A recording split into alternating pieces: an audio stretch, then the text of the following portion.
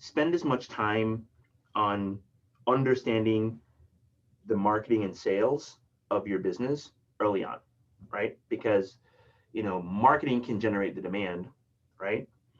But you also have to be able to close the business that comes through the door, right? And that can be investors, that can be customers, it can be employees, whatever it is. You're selling as a founder. You are selling um, your ideas, your solutions, your vision. And the reason why it's important to really get good at that, it's just something that you have to do, is you got to get comfortable being uncomfortable, and sales is usually uncomfortable for a lot of people. So that's one part.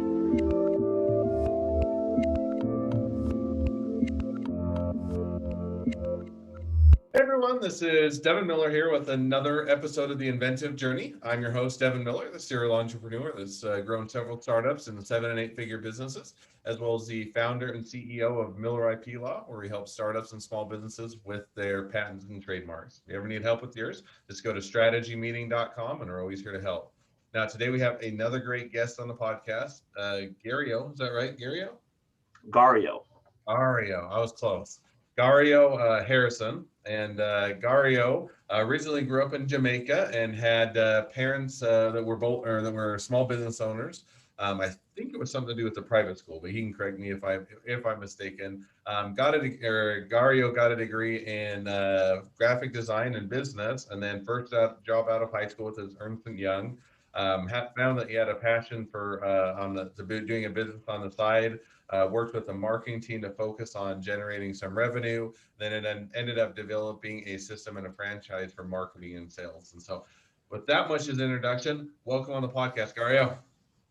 Thanks for having me, Devin. I'm looking forward to our conversation.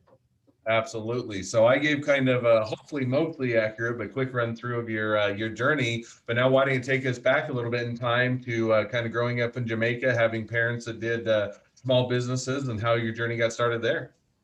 Yeah. Um, so, it was interesting, being growing up in the back in the 1980s. You rarely saw female entrepreneurs, right? And the entrepreneur in my family was actually my mom. So, it was a little bit of a reversal, of a role reversal of the time, but she had a vision. She saw that the education system in Jamaica um, could be improved. She had a vision for what that could look like. She wanted me, as her only child, to have a different type of education, and by extension more opportunities in the future.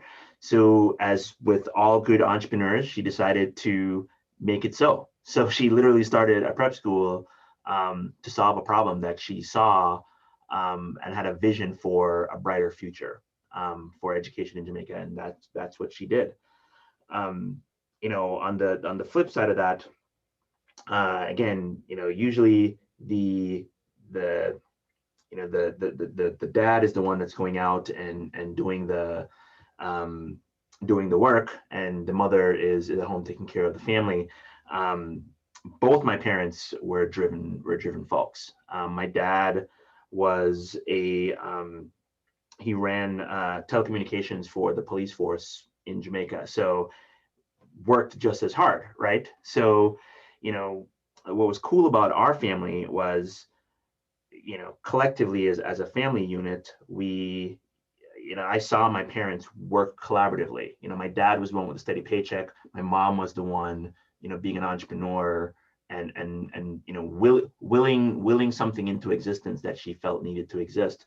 And seeing my dad be that rock for her and us as a family, to make sure that um, we were able to had the bandwidth to or resources to do to see it through to what the vision was, right? That was pretty cool, and an example of that I um, really learned a lot from, both a being a working father, um, you know with entrepreneurial roots, but also just making sure that you're still present and teaching the lessons around just being a good human being and integrity. And all the usual stuff that you would expect, right? So it was kind of exciting to see that, it is possible to have an entrepreneurial family that is also truly a family.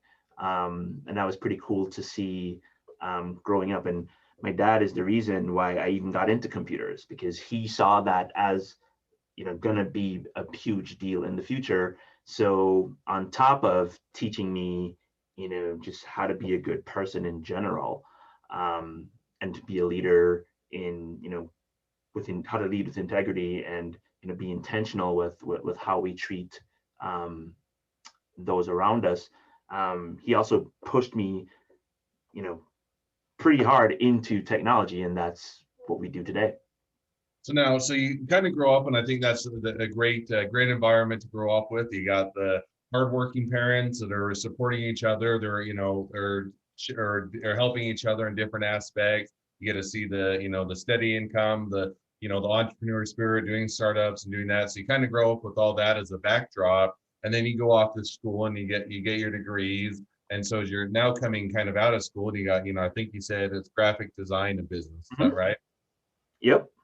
So now you come out of school with graphic design and business, and then you go into Ernst and Young. And so, kind of, what was your experience initially starting out doing Ernst and Young, and kind of how did you continue to find your passion? You talked a little bit about doing a side business, but initially doing Ernst and Young. So, what kind of pushed you to do the side business and find your passion? How did that all play out?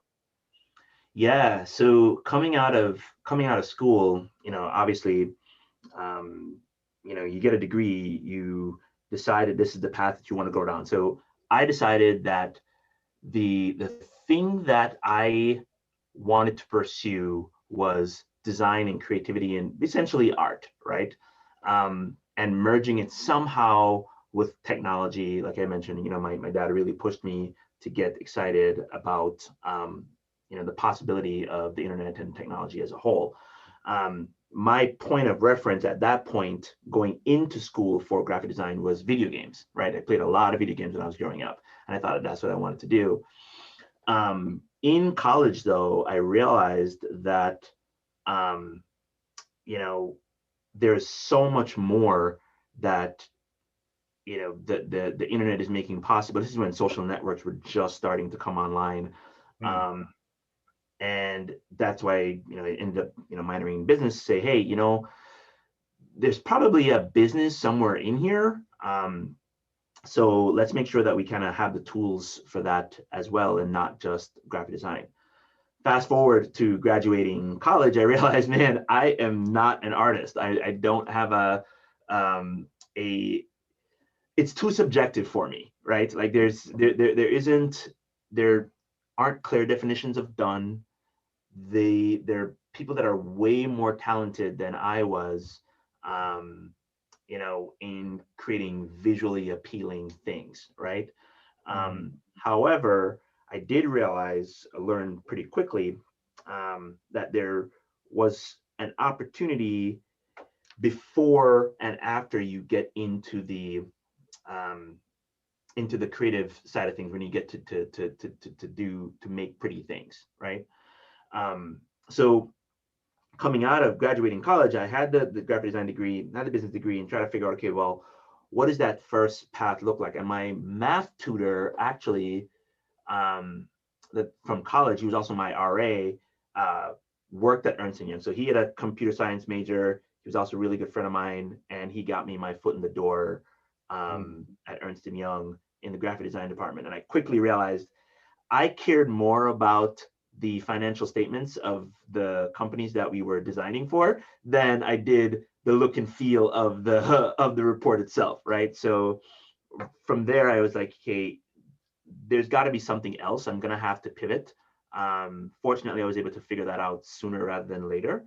Hmm. Um, and while I was making sure that I was delivering what I was hired to do, was also on the side, figuring out, where is there a need for some of the skills and passions that I found myself really gravitating towards. And I don't know if I should talk about this, but yeah, I will. um, back when I was in college, you know, being in right now, there's a lot about like, sharing online and people sharing photos and, sharing their lives online. We were doing that um, uh, at college. We had a mini website. Me and my roommates had a website we called The Basement, which was basically life around school behind the scenes, essentially early blogging. And you Hmm. merge that with, the fact that I was from Jamaica. A lot of my friends were still, overseas. I have family in Europe. Facebook became the thing that we used to stay connected. Um, so I saw that there was this, you're able to move people with stories and so on, right? You got that from The Basement, DA basement, .net.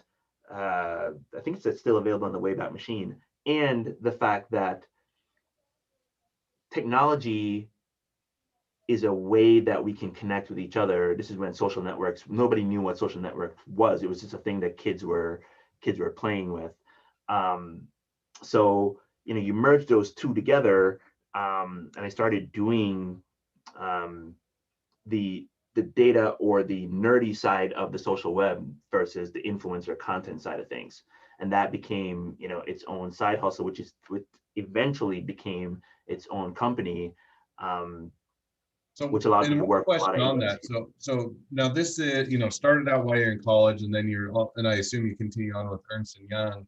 So was it, as this was kind of a side project, passion project that was kind of continuing to evolve, was it at some point were you wanting to or planning on turning the side hustle into a full-time gig, and that was kind of always the plan, or was it, hey, this will just be kind of fun and we'll let us see where it goes, or kind of what was the trajectory of the plan as you got the kind of the full-time job? Because that's a lot of times where you get different entrepreneurs and different people doing things as they're saying, oh, I've got this full-time gig and I've got this kind of side hustle or something fun on the side or a passion project. And some people saying, oh, I just want to do it for fun. I don't want to have to, I don't want it to become a job. And other people say, no, this is where I want to be when I can get it to the point it is. So kind of where did that lie for you?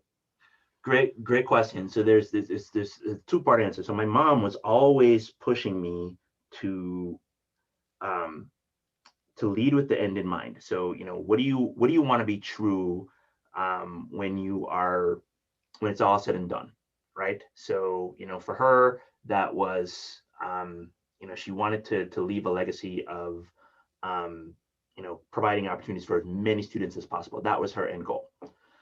So I kept trying to figure out what mine was, and my dad was always pushing me to, even if you don't know what the very next step is going to be, Mhm. essentially gather the information that you need, and the education, the information, the connections, the relationships, the ideas, to give you the options when that time comes, right? Mhm. So with that in mind, I really doubled down on understanding business, understanding where the internet was headed. Mhm. Really paid attention to um, social networks, the underlining a theory behind them, but also what people were doing with them today and what people would probably end up doing with them in the future, um, as well as just advertising in general as it relates to business, right? Mhm. So, if you're going to do something creative, how do you turn that creativity into something that produces revenue? So now, correct me if I'm wrong, with that kind of as a back frame, is the side hustle still a side hustle and you're still at Ernst and Young, or have you turned that Yep. now into a full-time endeavor? And kind of, Yep. so where is it, kind of bringing us a bit up into the future, where are things at today and where do you see things heading? Yeah. So fast forward, um, you know, turn the side hustle into a full-time deal. Um, so funny side story around that. So again, social networks, was really paying a lot of attention to Twitter at the time. And I saw a tweet about a local meetup, right? So I've left Ernst and Young now. I'm doing the side hustle. I'm also working as a kind of contractor with a staffing firm for creative creative project management and design, right? Um, because again wanted to make sure that I was able to see other businesses from the inside, not just Ernst and Young, right? So that's why I ended up taking that on. And I saw a tweet for a meetup that ended up being for the co-working industry. So bear in mind, like nobody knew what co-working was, right? It was just this thing. I remember I used to refer to it as a cross between a coffee shop and a library, right? Um, with a gym membership model. This is literally how I would explain it to people. And I saw the tweet. I was at happy hour and I walked down and I met the the founders of a company called Coco, which became Fuel Collective, Don and Kyle, Don Ball, Kyle Kubra, and immediately said, okay, I now have the infrastructure to go full on into entrepreneurship, Hmm. and the rest is history. So from there, I worked at that company for a while, did a few stints in the advertising industry, but always came back to that touchstone of kind of this entrepreneurial community, right? Um, and then from there today, at Fueled, I met um, uh, Nikolai Bador and Allison Bador, who started this company called Closures Media. Um, so that gave me, as you mentioned, that my dad mentioned, collect the things that you think are going to be important, right? Sales was one of those things that I knew was going to be important down the road. So, I, partnered with them.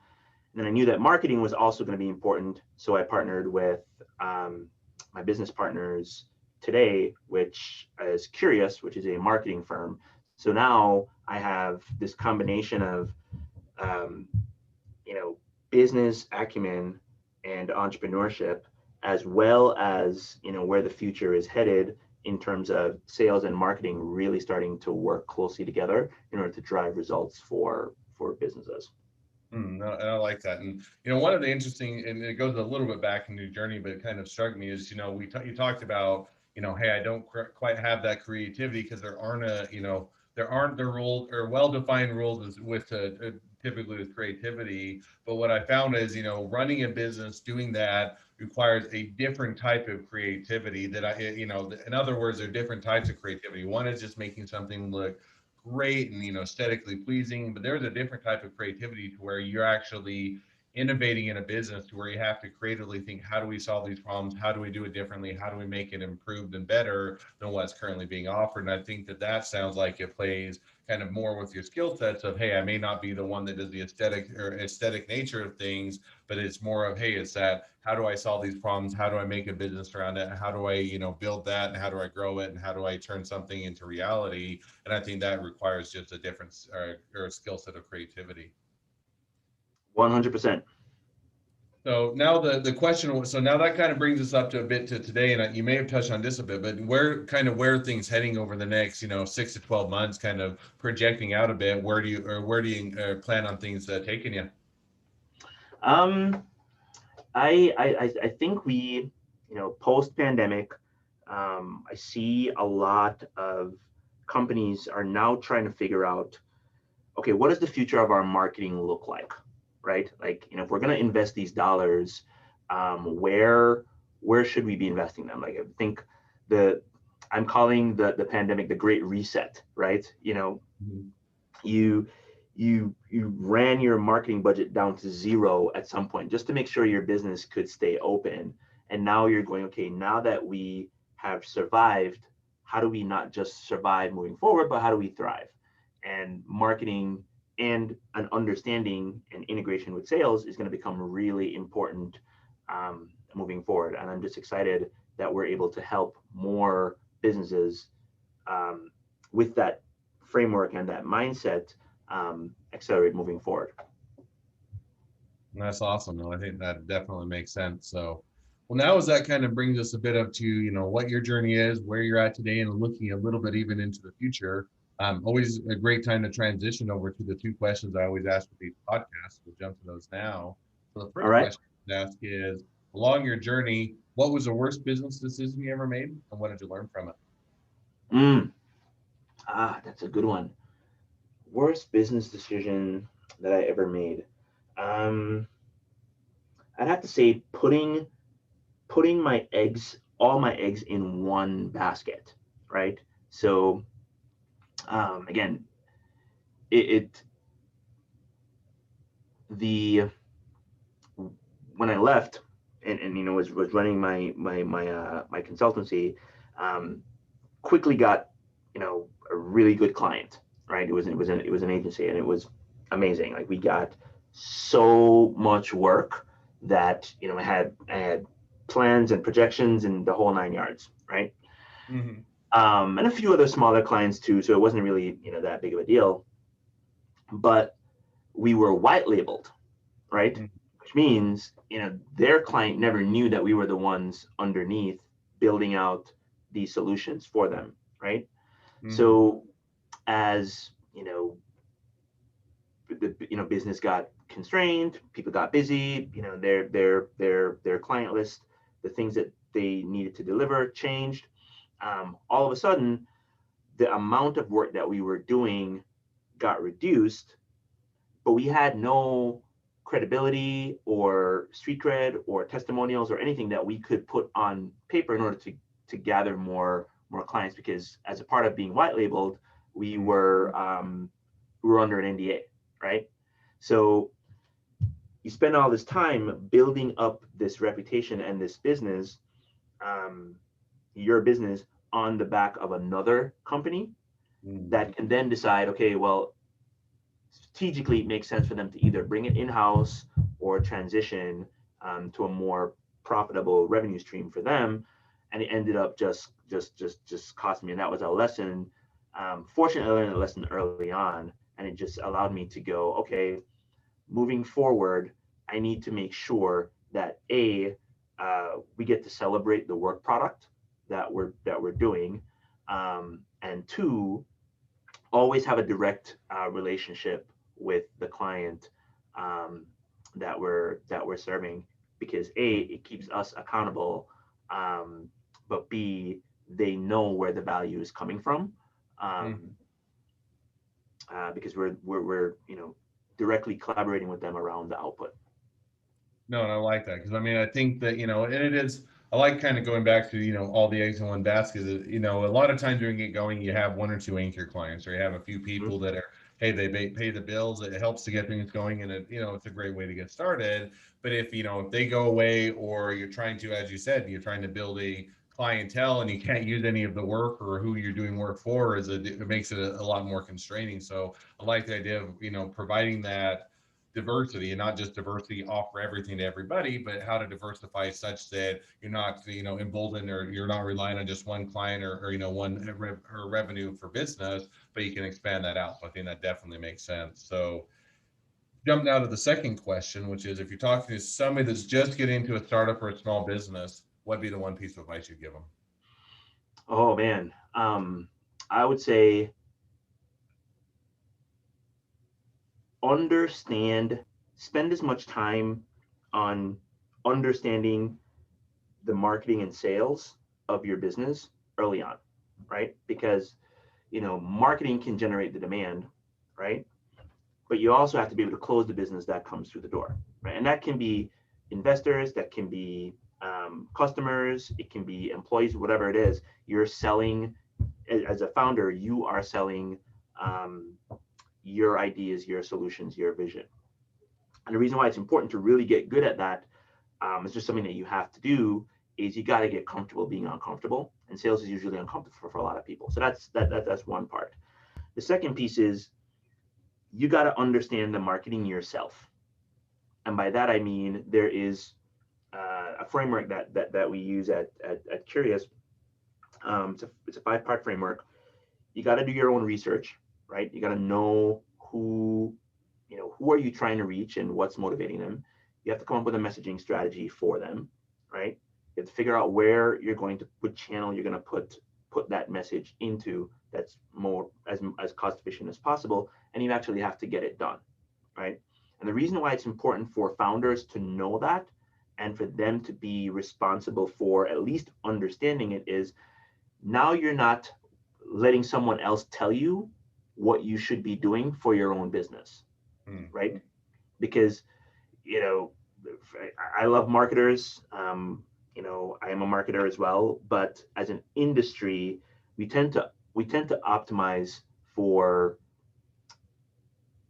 whatever it is that the industry or the agency's built around, right? So Yeah. if you're a content production agency, everything's gonna have a content solution, Yeah. right?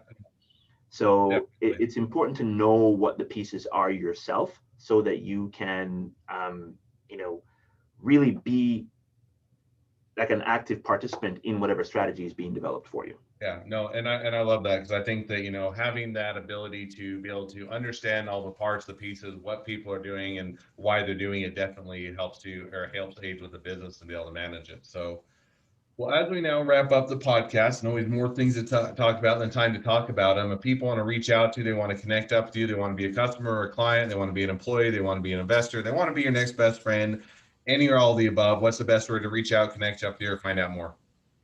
The best place to reach out is going to be LinkedIn as a good starting point. From there, you can find all links to everything else. All right. Well, I definitely encourage everybody to connect up with you on LinkedIn and find out more. So, well, thank you again for coming on the podcast. It's been it's been a pleasure. Now, for all of you that are listeners, if you have your own journey to tell and you'd like to be a guest and share your journey, feel free to go to inventiveguest.com and apply to be on the show.